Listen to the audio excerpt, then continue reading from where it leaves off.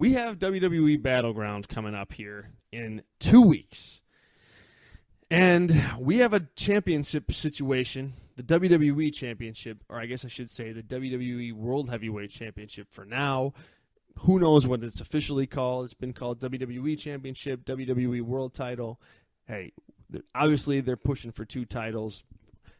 I digress. That was the inaugural hashtag the bottom line segment where I said there has to be 1 championship, but I digress.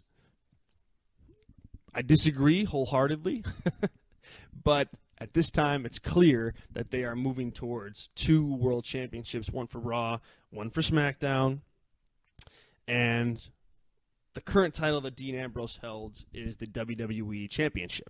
And at Battleground, which is 2 weeks away, we have the vaunted and the much long-awaited Shield triple threat match, Dean Ambrose versus Seth Rollins versus Roman Reigns for the WWE Championship. We fans have been waiting for this for a long, long time. And I'm still looking forward to the match itself. Certainly am. I would never put out there that I'm not looking forward to it because I think it's going to be one heck of a match. And from a technical standpoint, inside the ring, I think it's going to be one of the best matches of the year and maybe one of the best matches of the last 5 years. You got some workers in there like Roman Reigns, like Seth Rollins, like Dean Ambrose that are, hell-bent on proving that they're the best in the business. You put that into one match in one ring on one night, and you're going to get some damn good results. No question about that. The biggest thing that I question about this, though, is the build, the story. This is a triple threat match between the guys in the Shield. This triple threat match, the WWE Universe and fans all around the world have been waiting for forever. Ever since the Shield was created and you saw those 3 guys in the ring, first thing that comes to people's minds is, yeah, that was a great 6-man tag or whatever, but man, is it going to be great when those guys ascend to the top of the card and there's a triple threat match with each of them in it for the WWE Championship, the title. And really now, where that should be the story should be the focal point of the 3 of them and their Shield backgrounds and, how much they each want to be the best. And because of Roman Reigns' dumb, idiotic suspension, and because he is an out-of-touch performer, we can't get that. But yet, they're still moving forward with the match. Because honestly, it feels like it's Seth Rollins versus Dean Ambrose for the title at Battleground. Because those are the only 2 guys that have been talking with each other back and forth. And they try to insert Roman Reigns. They try to, put him into this story by having Seth Rollins come out there week in and week out and tell the audience that he doesn't deserve a title shot because of his suspension. And somehow that's supposed to make Seth Rollins be a heel in all this? What? Of course he doesn't. This shouldn't be in the match. I said that 2 weeks ago on this show. Of course he should not be in this match. I feel like each time Seth says that, he gets a louder babyface reaction because anybody with half a brain in the arena and watching it on TV should realize that Roman Reigns doesn't deserve to be in this main event right now. And because of that fact, that's how they're telling the story right now, I feel like the match itself is just watered down a little bit.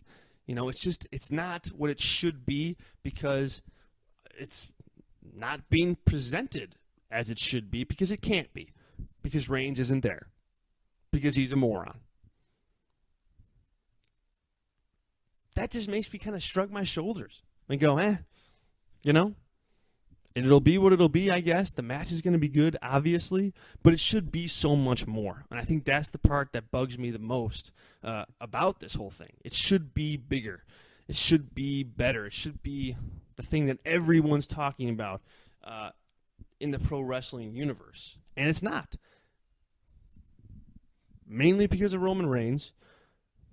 But people are also not talking about it is because the WWE was stubborn.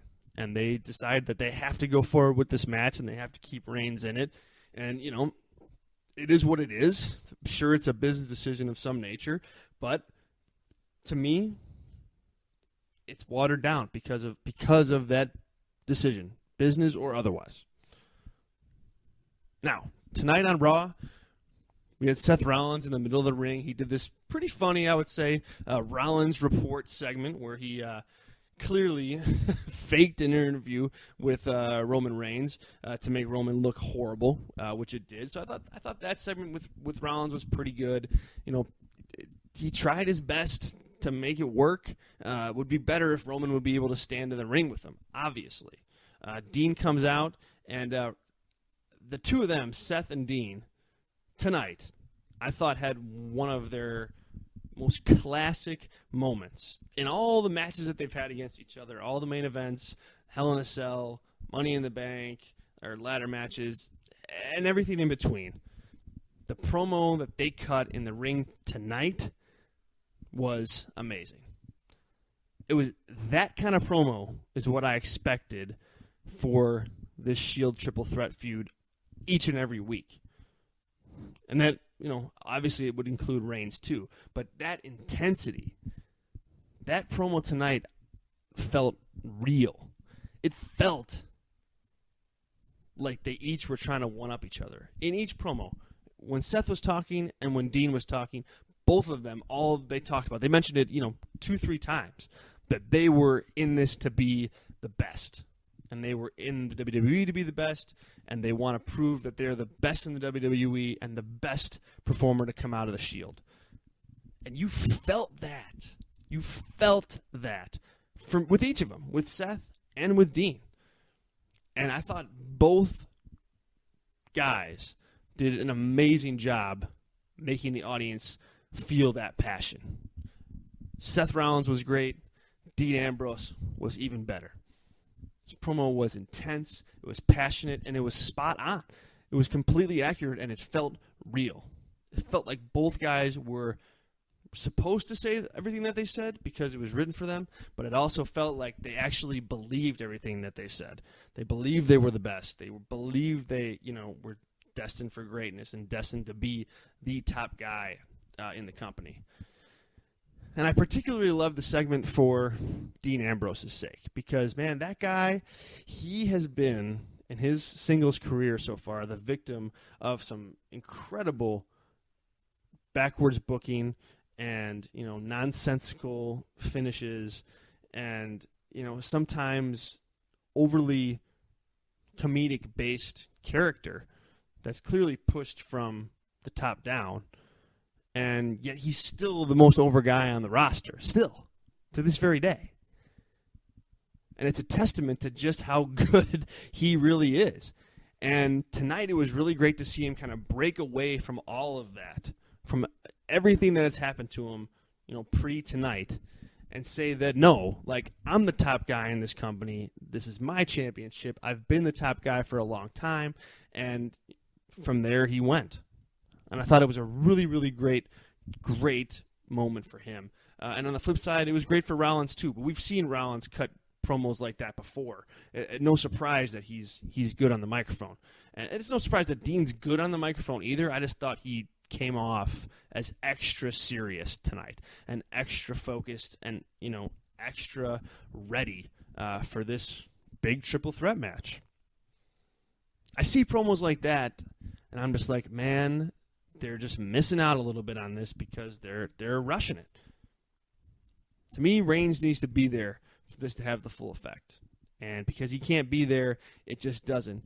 Promos like this get it almost up there, but it just should be a little bit better. Props to Dean Ambrose and for Seth Rollins, though. Those two guys knocked it out of the park and are really, doing absolutely everything that they possibly can to keep this thing afloat and still make it interesting. Props to them. Revealed today in that promo segment that next week, the night before the big WWE draft, championship on the line. Dean Ambrose versus Seth Rollins one-on-one. And that is going to be a hellacious match. That's appointment viewing, in my opinion. I think there's going to be a lot going on in that match outside of just the story. I think there's going to be a lot of real life in that match and real life elements of Dean Ambrose thinking that he's the best, Seth Rollins thinking that he's the best, and both of them thinking that Roman Reigns and the attention that he gets is kind of BS. Because you can bet your bottom dollar that if Ambrose or Rollins fail the drug test, they would not be in this main event. And I think that's going to come through between Dean and Seth next week. And I think it'll really come through at Battleground when the three of them go head-to-head for the WWE Championship. So we'll see next week what happens. I'm not predicting, obviously, not a clean finish. I think somewhere in that match, someone is going to interfere or just get disqualified. Absolutely makes no sense for either one of them to win clean with the title match, the triple threat match, a week later. It doesn't really make any bit of sense at all for one of them to take a clean loss or for one of them to get a clean win over the other guy. So not expecting a clean finish there, but expecting a hellacious match. Props to Rollins and Ambrose. I thought that was the segment of the night.